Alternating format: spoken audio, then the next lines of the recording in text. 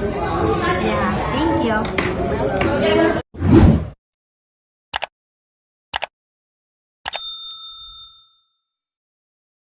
Maraming netizens ang natuwa sa masayang banding ni Zia Dantes at Shena Stevens na mas kilala bilang Ibyang sa Master Cutter matapos magbahagi si Shena ng isang video sa social media. Sa naturang video makikitang abala ang dalawa sa paggawa ng kanilang mga bracelet, ngunit bukod sa kanilang cute na banding, ang higit na nakaagaw ng pansin ng mga netizens ay ang pagiging magiliw, palakaibigan at mabait ni Zia Dantes. Ayon sa marami, kapansin-pansin na agad ang closeness ni Zia at Shena kahit unang araw pa lamang ng kanilang pagkikita. Makikita ang pagiging komportable nila sa isa't isa habang nagtutulungan sa paggawa ng kanilang mga bracelet, bagay na lalong ikinatuwa ng mga netizens. Bumuhos naman ang mga positibong komento mula sa mga netizens na nagsabing kitang-kita sa simpleng kilos at pakikitungo ni Zia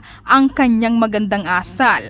Marami ang nagsabi na napakabait at napaka-friendly nitong bata at lahat raw ng nakakasama niyang bata ay talagang pinagkukunguan niya ng mabuti. Hindi rin nawala ang papuri ng publiko sa pagpapalaki ni na Marian Rivera at Dingdong Dantes kay Zia. Para sa maraming netizens, makikita sa magandang ugali ng bata na mahusay siyang pinalaki ng kanyang mga magulang at naturuan ng tamang pagpapahalaga sa pakikitungo sa kapwa.